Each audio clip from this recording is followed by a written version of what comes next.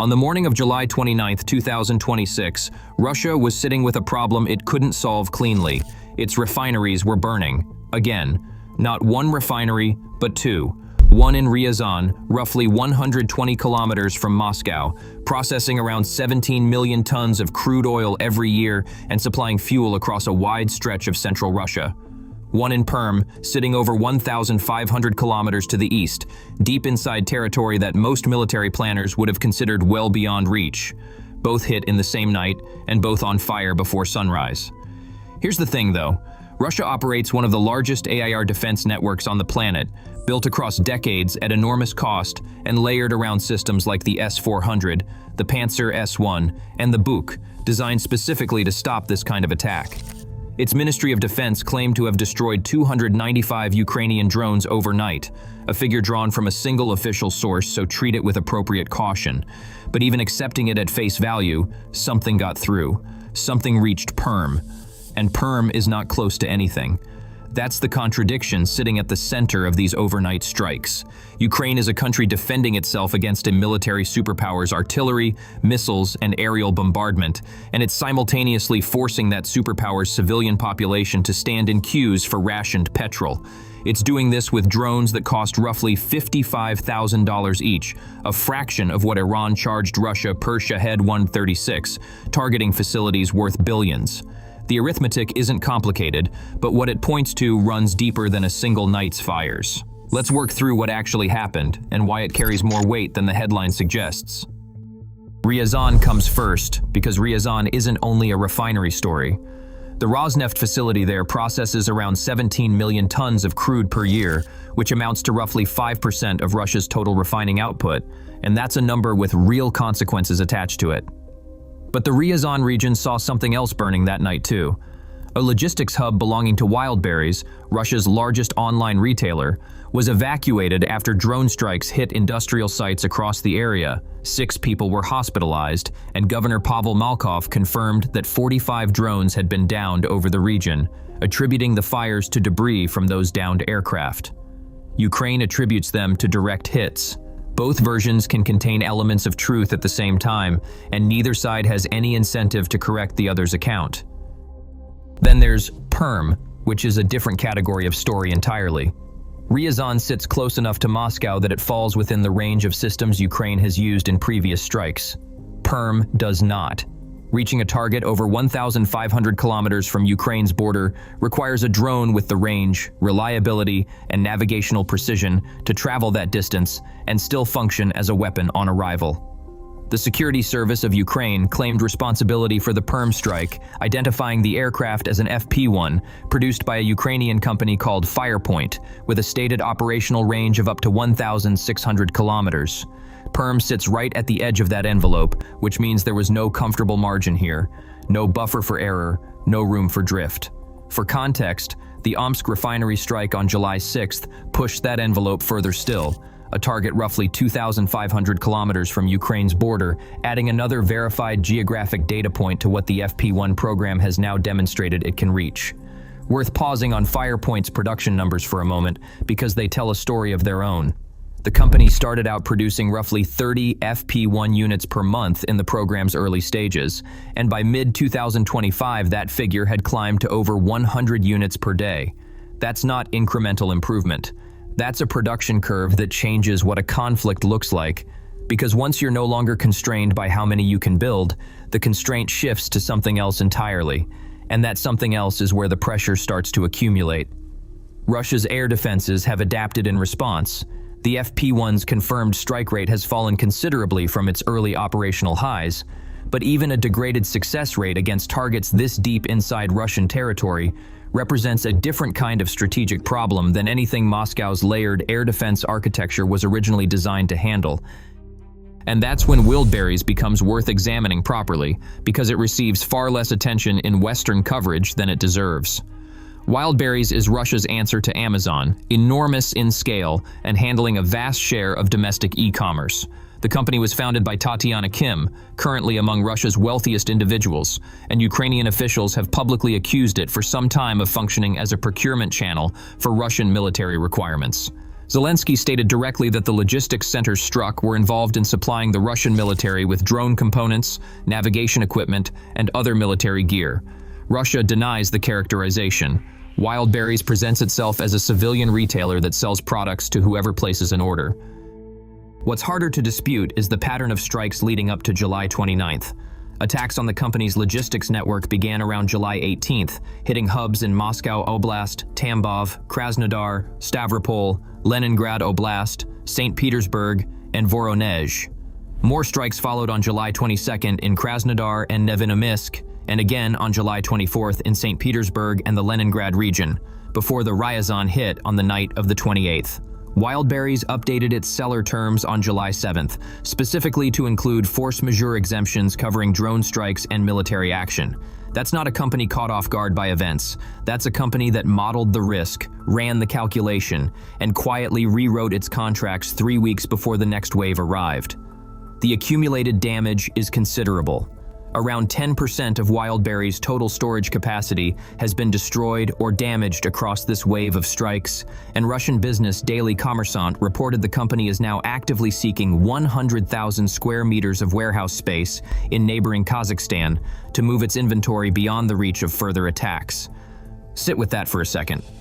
Russia's largest retailer is relocating its supply chain into Central Asia because domestic Russian territory no longer feels safe enough for inventory storage. That's not a temporary disruption that gets absorbed and forgotten. That's a structural shift in how Russian commercial logistics operates, driven not by government directive but by a private company doing its own threat assessment and acting on it. Now pull back further, because the Ryazan and Perm strikes didn't arrive from nowhere.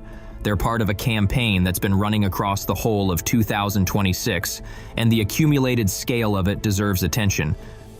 From January through early July of this year, open source monitoring documented at least 66 attacks on Russian fuel and energy infrastructure, with 44 of those 66 targeting refineries directly. Every large Russian refinery has been struck at least once since January. 8 of Russia's 10 largest refining facilities have been affected in some form, and by early July, gasoline output had fallen to around 65% of average summer consumption. Fuel rationing is now operating across more than half of Russia's regions. Putin acknowledged publicly that petrol station queues exist and that problems persist for both motorists and businesses, while describing the situation as not critical and temporary.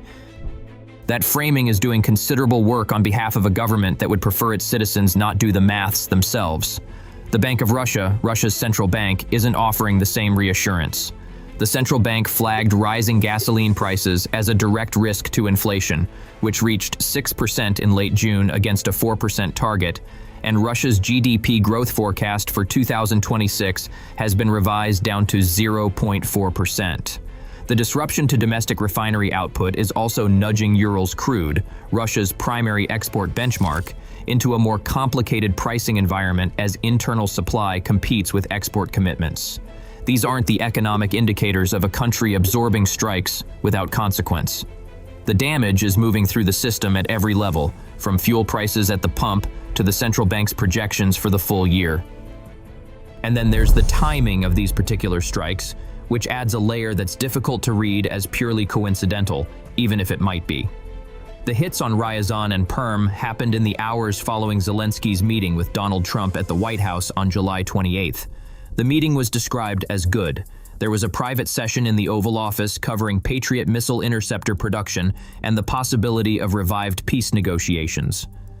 Trump's envoys Steve Witkoff and Jared Kushner were reported as potentially making their first visit to Kyiv after months of traveling exclusively to Moscow. All 100 U.S. senators received invitations to meet with Zelenskyy, and Senate Majority Leader Thune filed for cloture on a bipartisan Russia sanctions bill the same day, a bill that would layer further European Union-aligned measures onto the existing sanctions architecture already constraining Russian imports. Whether the strike signaling was deliberate signaling, operational coincidence, or the result of a long-planned mission that happened to land on this specific night is genuinely an open question. Ukraine hasn't explained the timing and may see no reason to. The effect lands the same way regardless of intent. Within hours of a Ukrainian president leaving Washington, Ukrainian drones were reaching targets deeper inside Russia than most observers had considered realistic. This is where the Wildberries story and the Refinery story connect to the same underlying logic. Ukraine can't match Russia in artillery shells, in manpower, or in raw industrial output, and it isn't trying to. What it has built is precision reach, the ability to identify a specific facility, a refinery, a warehouse, a logistics node, 1,500 kilometers inside enemy territory, and place a $55,000 drone on it with sufficient accuracy to start a fire. Repairing a modern oil refinery requires specialized imported equipment that Russia, operating under current international sanctions, has genuine difficulty sourcing, and Transneft, the state pipeline operator, faces its own complications rerouting crude when a downstream refinery goes offline. The repair timeline isn't measured in weeks, it runs to months, and in some cases longer than that. The asymmetry borders on impolite. Russia launches cruise missiles costing several $100,000 each at Ukrainian infrastructure. Ukraine responds with drones costing a fraction of that price and strikes targets that take far longer to rebuild than the drone took to manufacture. Compare that to the Shahed 136, which Iran supplies to Russia at an estimated cost of around $20,000 to $50,000 per unit, and which Russia has deployed in the thousands against Ukrainian power infrastructure. The unit economics are comparable, but the target values are not. Somewhere in a Russian procurement office, someone is running that comparison on a spreadsheet and not enjoying the results. Consider what Zelenskyy told Trump during the White House meeting. Ukraine needs at least 300 Patriot interceptors before winter to prevent its own energy infrastructure from collapsing under Russian bombardment. The country's air defenses are running low on the missiles that intercept incoming fire, and at the same time its offensive drone program is producing hundreds of units per day and putting them on targets in Perm. Both of those things are true simultaneously. Ukraine is being worn down and wearing others down at the same time, which is not a stable position, but it's also not the position of a country losing the exchange rate on its own terms. That's the part that tends to get lost when coverage focuses on individual strikes. A single burning refinery doesn't change the direction of a war, but 66 documented infrastructure strikes across 7 months, targeting every major refinery, hitting a retail logistics network that now extends into Kazakhstan, reaching territory that was considered safe 18 months ago. That sequence compounds in ways that a single event doesn't capture. Russia's retail sector entered 2026, recording its first decline in total shop numbers in more than 2 decades, with thousands of stores disappearing from Moscow and St. Petersburg. Before the summer strikes on, Wildberries began accelerating the disruption further. The economy was already absorbing pressure from multiple directions when July's strikes added another layer to it. The overnight hits on Ryazan and Perm are being reported as a single event because 2 refineries burning on the same night produces a clear, printable story. What they actually represent is one entry in a much longer sequence, one that began in January, is now documented across 66 incidents, and by every available indicator has not slowed down. Wildberries relocating its warehouses to Kazakhstan might be the quietest but most telling detail in the entire story. It means a major Russian commercial enterprise independently concluded, without waiting for any government instruction, that no location inside Russia is reliably safe from Ukrainian reach. Not Ryazan, which sits closer to the conflict. Not Perm, which most analysts assumed was beyond practical range. The company ran its own numbers, reached its own conclusion, and started looking for space in another country. The refineries will be repaired at some point. The fuel queues will ease when supply recovers. Russia will adjust its logistics and its supply chains, as it has adapted to other pressures throughout this conflict. But every month of reduced refinery output, every percentage point of inflation sitting above the central bank's target, every warehouse relocated across a national border, every $1 billion in goods destroyed in a fire represents capacity and resources that cannot simultaneously go somewhere else. The cost of adaptation is real, even when the adaptation eventually succeeds. Ukraine struck 2 refineries in one night within hours of its president leaving Washington. Russia reported 295 drones downed. The fires were photographed and confirmed. The petrol queues existed before those fires started. And Russia's largest retailer is now searching for warehouse space in Kazakhstan. That's not a temporary problem being managed toward resolution. That's a structural condition that's still developing, and the campaign producing it is still active. This fight over Russian refining capacity and logistics infrastructure is continuing to develop, and the next significant escalation in it, whether that's a Russian response to Ukrainian drone production scaling or another deep strike that redraws the assumed map of what's reachable, will be covered here when it lands. If that's the territory you want tracked, this is the place to stay subscribed to.